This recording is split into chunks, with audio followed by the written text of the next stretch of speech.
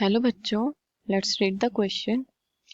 10 gram sample of bleaching powder was dissolved into water to make the solution 1 liter. To this solution 35 ml of 0.1 molar more salt solution was added containing enough H2SO4. After the reaction was complete, the excess more salt required 30 ml of 0.1 m KMnO4 for oxidation. The percentage of available Cl2 approximately is molecular weight दे रखा है हमें 71। तो चलिए यहाँ देखते हैं milli equivalence का कॉन्सेप्ट। यहाँ हम कैलकुलेट करते हैं पहले milli equivalence of more salt, that is volume into m into n factor। तो हमें यहाँ पे वॉल्यूम दे रखा है 35, m की वैल्यू 1 दी है और n फैक्टर भी यहाँ पे 1 होगा, दैट इज 35। अब देखते हैं milli equivalence of Mohr salt is equals to milli equivalence of excess of more salt, that is V into M into n factor।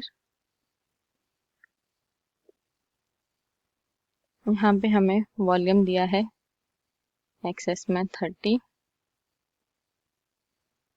Into यहाँ पे दिया है m की वैल्यू 0.1 इंटू यहाँ पे n फैक्टर की वैल्यू होगी 5 because this medium is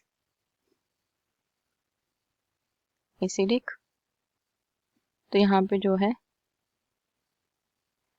Mn है हमारा वो Mn 2 पॉजिटिव हो रहा है, यहाँ पे 7 पॉजिटिव था, तो यहाँ पे आ जाएगा n factor 5, that is equals to 15।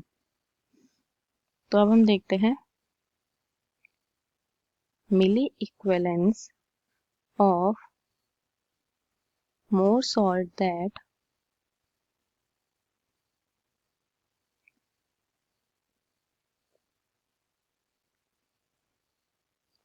actually reacted with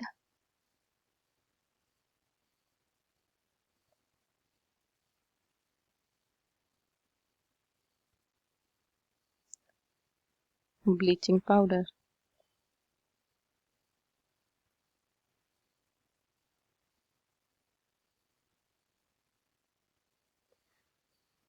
तो वो हो जाएगा हमारे पास में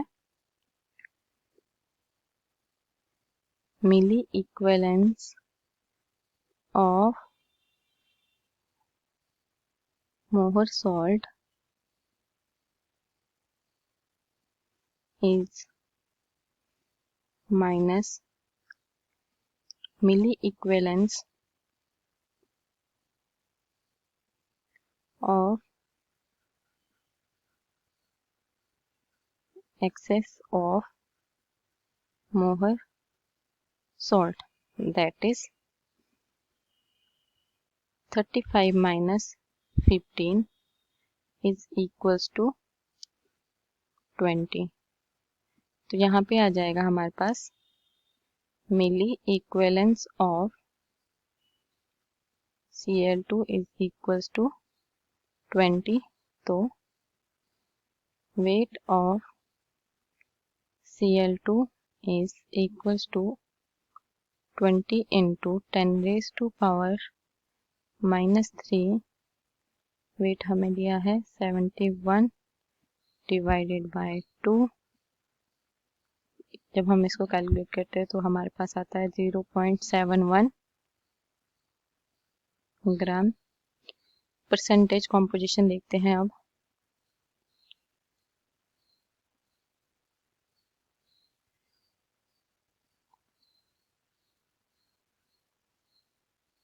that is 0.71 by 10 into 100 is equals to 7.1%.